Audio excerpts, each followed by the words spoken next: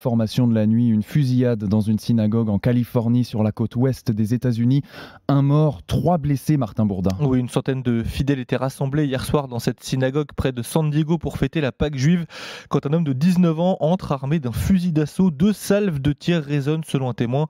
Une femme succombera à ses blessures, 3 autres personnes dont un rabbin sont blessées.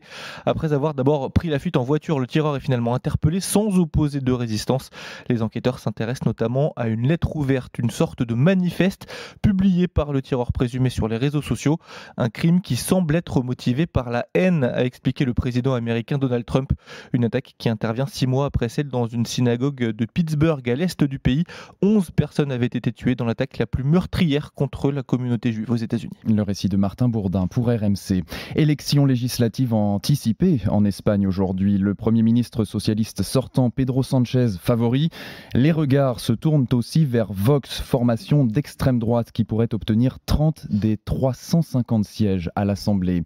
6h04 sur RMC, propos racistes, haineux, comportements ségrégationnistes. C'est le quotidien qu'affronte une dizaine d'étudiants noirs en deuxième année de licence de sociologie à l'université de Metz. Des jeunes pris pour cible par d'autres étudiants de leur promotion, pris pour cible dans l'espace public et sur les réseaux sociaux. Affaire révélée par la divulgation de captures d'écran de conversations Facebook. Barry fait partie des victimes, elle témoigne pour RMC. Dans la classe, il y a déjà 2 rangées. Il y a la rangée des noirs, il y a la rangée des blancs. Ils mettaient les photos dans le groupe en se moquant de nous, en nous traitant de singes, en nous traitant de bonobos, en nous traitant de noirs énormes. C'est vraiment des propos purement racistes.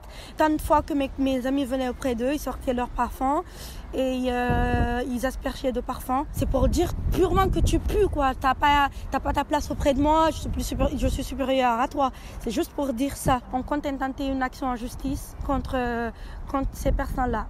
Enquête ouverte par l'Université de Lorraine, tolérance zéro face à ces comportements, tweet la ministre de l'Enseignement supérieur. Les autorités sanitaires rappellent des fromages Saint-Marcellin et Saint-Félicien commercialisés par plusieurs marques distributeurs, conséquence de la contamination de 13 enfants par la bactérie E. coli. 23 600 gilets jaunes dans tout le pays, hier d'après le ministère de l'Intérieur, une des plus faibles mobilisations depuis le début du mouvement. 2000 personnes à Strasbourg où du mobilier urbain a été dégradé mais pas d'incident majeur. C'était la première journée d'action depuis les annonces d'Emmanuel Macron. Voici l'analyse du sociologue Jean-François Amadieu. La baisse des manifestants gilets jaunes est compensée ce samedi par une participation des organisations syndicales et de formations politiques de gauche et d'extrême gauche toujours plus importante. C'est très clair, il y a un effet d'étiolement du mouvement. Les annonces d'Emmanuel